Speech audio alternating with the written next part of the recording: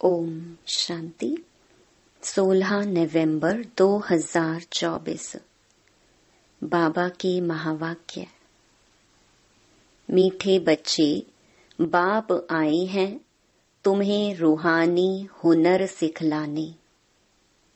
जिस हुनर से तुम सूर्य चांद से भी पार शांति धाम में जाते हो। प्रश्न: साइंस घमंड और साइलेंस घमंड में कौन सा अंतर है? उत्तर: साइंस घमंडी चांद सितारों पर जाने के लिए कितना खर्चा करते हैं, शरीर का जोखिम उठाकर जाते हैं। उन्हें यह डर रहता है कि रॉकेट कहाँ फेल ना हो जाए। तुम बच्चे साइलेंस घमंड वाले बिगर कौड़ी खर्चा सूर्य चांद से भी पार मूल वतन में चले जाते हो। तुम्हें कोई डर नहीं, क्योंकि तुम शरीर को यहाँ ही छोड़कर जाते हो। ओम शांति। रूहानी बाप बैठ रूहानी बच्चों को समझाते हैं। बच्चे सुनते तो रहते हैं कि साइंसदान चांद पर जाने का प्रयत्न करते रहते हैं, लेकिन वे लोग तो सिर्फ चांद तक जाने की कोशिश करते हैं। कितना खर्चा करते हैं, बहुत डर रहता है ऊपर जाने में। अब तुम अपने ऊपर विचार करो, तुम कहाँ के रहने वाले हो? वह तो चंद्रमा की तरफ जाते हैं, तुम तो सूर्य चांद से भी पार जाते हो, एकदम मूल वतन में। वो लोग तो ऊपर जाते हैं तो उनको बहुत पैसे मिलते हैं, ऊपर में चक्कर लगाकर आते तो उन्हों को लाखों सौगातें मिलती हैं। शरीर का जोखिम रिस्क उठाकर जाते हैं।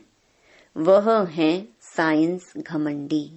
तुम्हारे पास है साइलेंस का घमंड। तुम जानते हो हम आत्मा अपनी शांति धाम ब्रह्मांड में जाते हैं। आत्मा ही सब कुछ करती है। उन्हों की भी आत्मा शरीर के साथ ऊपर में जाती है। बड़ा खौफनाक है, डरते भी हैं ऊपर से गिरे तो जान खत्म हो जाएगी। वह सब है जिस्मानी हुनर। तुमको बाप रूहानी हुनर कला सिखलाते हैं। इस हुनर सीखने से तुमको कितनी बड़ी प्राइज मिलती है। 21 जन्मों की प्राइज मिलती है, नंबरवार पुरुषार्थ अनुसार। आजकल गवर्नमेंट लॉटरी भी निकालती है ना। यह बाप तुमको प्राइज देते हैं और क्या सिखाते हैं? तुमको बिल्कुल ऊपर ले जाते हैं, जहां तुम्हारा घर है। अभी तुमको याद आता है ना कि हमारा घर कहाँ है और राजधानी जो गंवाई है वह कहाँ है? रावण ने छीन लिया। अब फिर से हम अपने असली घर भी जाते हैं और राजाई भी पाते हैं। मुक्ति धाम हमारा घर है, यह कोई को पता नहीं है। अब तुम बच्चों को सिखलाने के लिए देखो, बाप कहाँ से आते हैं, कितना दूर से आते हैं। आत्मा भी रॉकेट है, वह कोशिश करते हैं ऊपर जाकर देखें चंद्रमा में क्या है, स्टार में क्या है। तुम बच्चे जानते हो यह तो इस मांडवे की बत्तियां हैं। जैसे मांडवे में बिजलियां लगाते हैं, म्यूजियम में भी तुम बत्तियों की लड़ियां लगाते हो ना। यह फिर है बेहद की दुनिया। इसमें यह सूर्य चांद सितारे रोशनी देने वाले हैं। मनुष्य फिर समझते हैं सूर्य चंद्रमा यह देवताएं हैं, परंतु यह देवता तो है नहीं। अभी तुम समझते हो बाप कैसे आकर हमको मनुष्य से देवता बनाते हैं। यह ज्ञान सूर्य, ज्ञान चंद्रमा और ज्ञान लकी सितारे हैं। ज्ञान से ही तुम बच्चों की सद्गति हो रही है। तुम कितना दूर जाते हो, बाप ने ही घर जाने का रास्ता बताया है। सिवाय बाप के कोई भी वापस अपने घर जा नहीं सकते। बाप जब आकर शिक्षा देते हैं तब तुम जानते हो। यह भी समझते हैं हम आत्मा पवित्र बनेंगे तब ही अपने घर जा सकेंगे। फिर या तो योग बल से या सजाओं के बल से पावन बनना है। बाप तो समझाते रहते हैं जितना बाप को याद करेंगे उतना तुम पावन बनेंगे। याद नहीं करेंगे तो पतित ही रह जाएंगे। फिर बहुत सजा खानी पड़ेगी और पद भी भ्रष्ट हो जाएगा। बाप खुद बैठ तुमको समझाते हैं तुम ऐसे ऐसे घर जा सकते हो। ब्रह्मांड क्या है, सूक्ष्म वतन क्या है, कुछ भी पता नहीं। स्टूडेंट पहले थोड़े ही कुछ जानते हैं। जब पढ़ना शुरू करते हैं तो फिर नॉलेज मिलती है। नॉलेज भी कोई छोटी कोई बड़ी होती है। आईसीएस का इम्तिहान दिया तो फिर कहेंगे नॉलेजफुल। इससे ऊंच नॉलेज कुछ होती नहीं। अब तुम भी कितनी ऊंच नॉलेज सीखते हो। बाप तुमको पवित्र बनने की युक्ति बताते हैं कि बच्चों माँ मेकम याद करो तो तुम पतित से पावन बनेंगे। असल में तुम आत्माएं पावन थी, ऊपर अपने घर में रहने वाली थी। जब तुम सतयुग में जीवन मुक्ति में हो तो बाकी सब मुक्ति धाम में रहते हैं। मुक्ति और जीवन मुक्ति दोनों को हम शिवालय कह सकते हैं। मुक्ति में शिव बाबा भी रहते हैं, हम बच्चे आत्माएं भी रहते हैं। यह है रूहानी हाईएस्ट नॉलेज। वह कहते हैं हम चांद के ऊपर जाकर रहेंगे। कितना माथा मारते हैं, बहादुरी दिखाते हैं, इतने मल्टी मिलियन माइल ऊपर जाते हैं, लेकिन उन्हों की आश पूर्ण नहीं होती है और तुम्हारी आश पूरी हो जाती है। उनका है झूठा जिस्मानी घमंड, तुम्हारा है रूहानी घमंड। वह माया की बहादुरी कितनी दिखाते हैं, मनुष्य कितनी तालियां बजाते हैं, बधाइयां देते हैं, मिलता भी बहुत है, करके 5-10 करोड़ मिलेंगे। तुम बच्चों को यह ज्ञान है कि उन्हों को यह जो पैसे मिलते हैं सब खत्म हो जाएंगे, बाकी थोड़े दिन ही समझो। आज क्या है, कल क्या होगा। आज तुम नरकवासी हो, कल स्वर्गवासी बन जाएंगे। टाइम कोई जास्ती नहीं लगता है। तो उन्हों की है जिस्मानी ताकत और तुम्हारी है रूहानी ताकत, जो सिर्फ तुम ही जानते हो। वह जिस्मानी ताकत से कहाँ तक जाएंगे, चांद सितारों तक पहुँचेंगे और लड़ाई शुरू हो जाएगी। फिर वह सब खत्म हो जाएंगे। उन्हों का हुनर यहाँ तक ही खत्म हो जाएगा। वह है जिस्मानी हाईएस्ट हुनर, तुम्हारा है रूहानी हाईएस्ट हुनर। तुम शांति धाम में जाते हो, उसका नाम ही है स्वीट होम। वो लोग कितने ऊपर जाते हैं और तुम अपना हिसाब करो, तुम कितने माइल्स ऊपर में जाते हो। तुम कौन? आत्माएं। बाप कहती हैं मैं कितने माइल ऊपर में रहता हूँ, गिनती कर सकेंगे? उन्हों के पास तो गिनती है, बतलाते हैं इतने माइल ऊपर में गए फिर लौट आते हैं।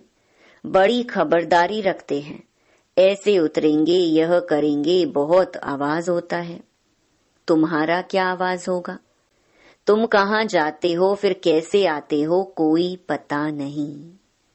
तुमको क्या प्राइज मिलती है यह भी तुम ही जानो। वंडरफुल है, बाबा की कमाल है, किसको पता नहीं। तुम तो कहेंगे यह नई बात थोड़ी है। हर 5000 वर्ष बाद वह अपनी यह प्रैक्टिस करते रहेंगे। तुम इस सृष्टि रूपी ड्रामा के आदि मध्य अंत ड्यूरेशन आदि को अच्छी रीति जानते हो, तो तुमको अंदर फक्र होना चाहिए। बाबा हमको क्या सिखलाते हैं, तुमको कितनी नॉलेज देते हैं। उन लोगों का जाना है हद तक, तुम बेहद में जाते हो। वह चंद्रमा तक जाते हैं, अब वह तो बड़ी बड़ी बत्तियां हैं और तो कुछ है नहीं। उनको धरनी बहुत छोटी देखने में आती है, तो उन्हों की जिस्मानी नॉलेज और तुम्हारी नॉलेज में कितना फर्क है। तुम्हारी आत्मा कितनी छोटी है, परंतु रॉकेट बड़ा तीखा है। आत्माएं ऊपर में रहती हैं, फिर आती हैं पार्ट बजाने। वह भी सुप्रीम आत्मा है, परंतु उनकी पूजा कैसे हो, भक्ति भी जरूर होनी ही है। बाबा ने समझाया है, आधा कल्प है ज्ञान दिन, आधा कल्प है भक्ति रात। अभी संगम युग पर तुम ज्ञान लेते हो, सतयुग में तो ज्ञान होता नहीं, इसलिए इसको पुरुषोत्तम संगम युग कहा जाता है। सबको पुरुषोत्तम बनाते हैं। तुम्हारी आत्मा कितना दूर दूर जाती है, तुमको खुशी है ना। वह हुनर दिखाते हैं तो बहुत पैसे मिलते हैं, बल कितना भी मिले, परंतु तुम समझते हो वह कुछ भी साथ चलना नहीं है। अभी मरे कि मरे, सब खत्म हो जाने वाला है। अभी तुमको कितने वैल्यूएबल रत्न मिलते हैं, इनकी वैल्यू कोई गिनी नहीं जाती। लाख लाख रुपया एक एक वर्षंस का है। कितने समय से तुम सुनते ही आते हो। गीता में कितनी वैल्यूएबल नॉलेज है। यह एक ही गीता है जिसको मोस्ट वैल्यूएबल कहते हैं। सर्वशास्त्रमयी शिरोमणि श्रीमद् भगवत गीता है। वो लोग भल पढ़ते रहते हैं, परंतु अर्थ थोड़े ही समझते हैं। गीता पढ़ने से क्या होगा? अब बाप कहते हैं, मुझे याद करो तो तुम पावन बनेंगे। भल वह गीता पढ़ते हैं, परंतु एक का भी बाप से योग नहीं। बाप को ही सर्वव्यापी कह देते हैं, पावन भी बन नहीं सकते। अब यह लक्ष्मी नारायण के चित्र तुम्हारे सामने हैं। इनको देवता कहा जाता है क्योंकि दैवी गुण हैं। तुम आत्माओं को पवित्र बन सबको अपने घर जाना है। नई दुनिया में तो इतने मनुष्य होते नहीं, बाकी सब आत्माओं को जाना पड़ेगा अपने घर।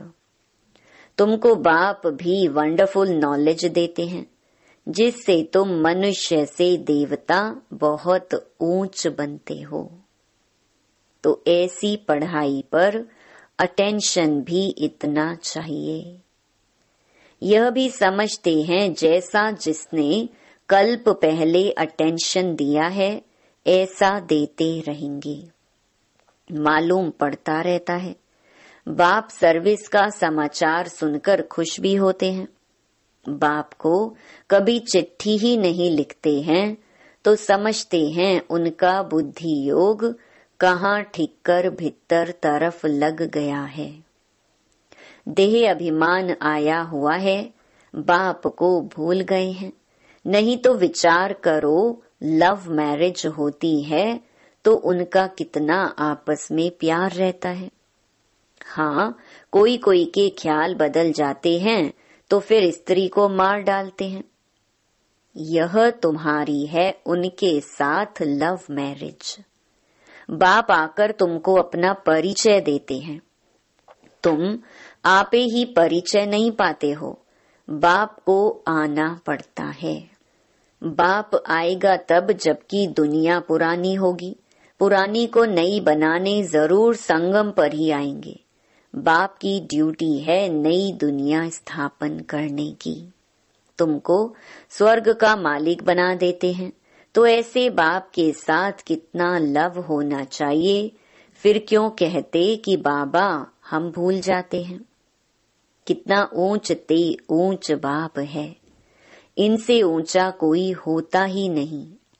मनुष्य मुक्ति के लिए कितना माथा मारते उपाय करते हैं, कितनी झूठ ठगी चल रही है। महर्षि आदि का कितना नाम है। गवर्नमेंट 10-20 एकड़ जमीन दे देती है। ऐसे नहीं कि गवर्नमेंट कोई इररिलीजियस है। उनमें कोई मिनिस्टर रिलीजियस है, कोई अनरिलीजियस है। कोई धर्म को मानते ही नहीं। कहा जाता है रिलीजन इज माइट। क्रिश्चियन में माइट थी ना, सारे भारत को हप करके गए। अभी भारत में कोई माइट नहीं है। कितना झगड़ा मारा मारी लगी पड़ी है। वही भारत क्या था। बाप कैसे कहाँ आते हैं किसको कुछ भी पता नहीं है। तुम जानते हो मगध देश में आते हैं जहाँ मगरमच्छ होते हैं। मनुष्य ऐसे हैं जो सब कुछ खा जाएं। सबसे जास्ती वैष्णव भारत था। यह वैष्णव राज्य है ना। कहाँ यह महान पवित्र देवताएं, कहाँ आजकल देखो क्या क्या हप करते जाते हैं। आदमखोर भी बन जाते हैं। भारत की क्या हालत हो गई है। अभी तुमको सारा राज समझा रहे हैं। ऊपर से लेकर नीचे तक पूरा ज्ञान देते हैं। पहले पहले तुम ही इस पृथ्वी पर होते हो, फिर मनुष्य वृद्धि को पाते हैं। अभी थोड़े समय में हाहाकार हो जाएगा, फिर हाय हाय करते रहेंगे। स्वर्ग में देखो कितना सुख है। यह एम ऑब्जेक्ट की निशानी देखो। यह सब तुम बच्चों को धारणा भी करनी है। कितनी बड़ी पढ़ाई है। बाप कितना क्लियर कर समझाते हैं। माला का राज भी समझाया है। ऊपर में फूल है शिव बाबा। फिर मेरू प्रवृत्ति मार्ग है ना। निवृत्ति मार्ग वालों को तो माला फेरने का हुक्म नहीं। यह है ही देवताओं की माला। उन्होंने कैसे राज्य लिया है, तुम्हारे में भी नंबर वार हैं। कोई कोई हैं जो बेधड़क हो किसको भी समझाते हैं। आओ तो हम आपको ऐसी बात बताएं जो और कोई बता ही नहीं सकते। सिवाय शिव बाबा के और कोई जानते ही नहीं। उन्हों को यह राजयोग किसने सिखाया। बहुत रसीला बैठ समझाना चाहिए। यह 84 जन्म कैसे लेते। देवता, क्षत्रिय, वैश्य, शूद्र। बाप कितनी सहज नॉलेज बताते हैं। और पवित्र भी बनना है, तब ही ऊंच पद पाएंगे। सारे विश्व पर शांति स्थापन करने वाले तुम हो। बाप तुमको राज्य भाग्य देते हैं। दाता है ना, वह कुछ लेता नहीं है। तुम्हारी पढ़ाई की यह है प्राइज। ऐसी प्राइज तो और कोई दे ना सके। तो ऐसे बाप को प्यार से क्यों नहीं याद करते हैं। लौकिक बाप को तो सारा जन्म याद करते हो, पारलौकिक को क्यों नहीं याद करते हो। बाप ने बताया है यह युद्ध का मैदान है। टाइम लगता है पावन बनने में। इतना ही समय लगता है जब तक लड़ाई पूरी हो। ऐसे नहीं जो शुरू में आए हैं वह पूरे पावन होंगे। बाबा कहते हैं माया की लड़ाई बड़ी जोर से चलती है। अच्छे अच्छे को भी माया जीत लेती है। इतनी तो बलवान है। जो गिरते हैं वह फिर मुरली भी कहाँ से सुने। सेंटर में तो आते ही नहीं, तो उनको कैसे पता पड़े। माया एकदम वर्थ नॉट अ पेनी बना देती है। मुरली जब पढ़ें तब सुजाग हो, गंदे काम में लग जाते हैं।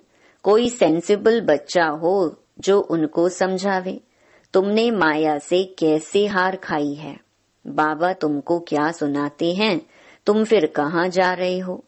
देखते हैं इनको माया खा रही है तो बचाने की कोशिश करनी चाहिए। कहाँ माया सारा हप ना कर लेवे, फिर से सुजाग हो जाएं, नहीं तो ऊंच पद नहीं पाएंगे। सतगुरु की निंदा कराते हैं।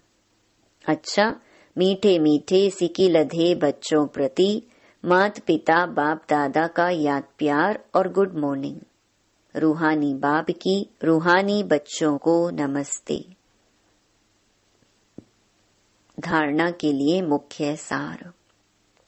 पहला, बाप से साइलेंस का हुनर सीखकर इस हद की दुनिया से पार बेहद में जाना है।